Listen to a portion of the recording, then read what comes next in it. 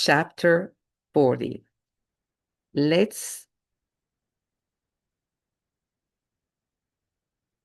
Ay, ay, ay. Just a minute.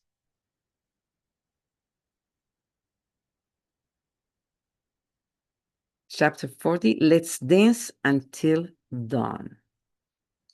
I've already told you about the few restaurants that were in my area, especially the one where we danced every Sunday night, Java Promo. I really liked going there once a week. That's where my cat was born. We could dance Western dances with Western music, but there I also learned to dance African dances with their music. I really enjoyed going wild and shaking my arms and legs like them. In addition, there was a dance club not far from my house. It belongs to two sisters from the Ivory Coast, where I also like to go from time to time with, with friends.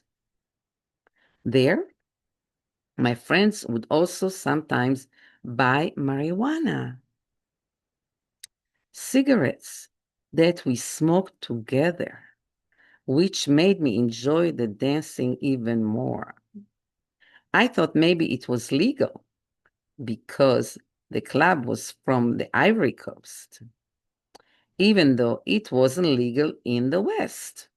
Yet, the club had a smooth concrete wall. I once suggested to the sisters, would you like me to paint on the wall for you? Oh, what's the matter? Said one, trying to understand. Just like that, to make it more colorful and joyful, I replied. A nice idea, replied the other. We'll think about it. Not sure if we are allowed to, because we are just renting here. We'll ask. The largest market in Cotonou was Dantokpa. You could buy almost everything there.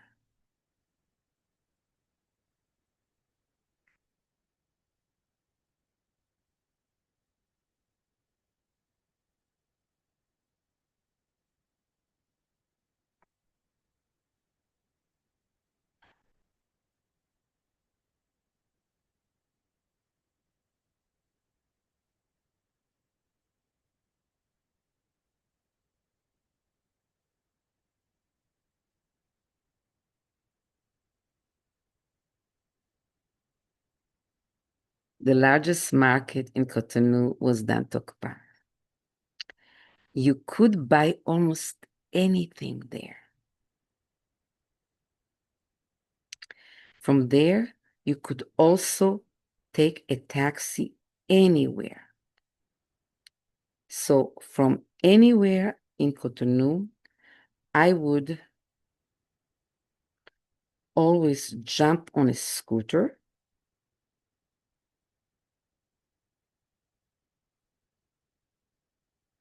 take a taxi to Dantokpa, and from there, take a taxi to Porto Novo and walk a bit. If every guest who came to me visited it, a huge market. The So What nightclub in Cotonou was used to host musicians like Patrice, Regine's husband, who played the piano. Sometimes there was very little crowd. I think the reason for this must have been the high entrance fee for the locals. There was the Zion bar that I mentioned before that closed, leaving me with a sense of longing. There was a swimming pool called Voca, a short drive away, where I also like to go from time to time and feel like I was in the West. I also brought my daughter Shira and Joel there when they visited me so that they would feel a little at home. I didn't miss the West that much. My neighbor, Brigitte, also had a tiny pool in her yard, but we hardly used it. How do you like Benin? I asked Joel from time to time. Benin is not quite the end of the world, but quite close. The place from which you can see the end of the world, he would answer me and make me laugh, of course. The Songhai project was an agricultural complex where there was a restaurant and a reasonably priced hotel.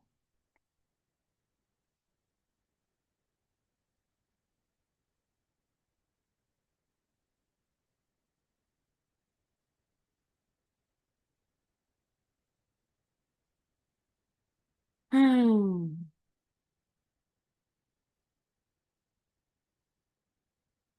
I was, oh, it moves so much.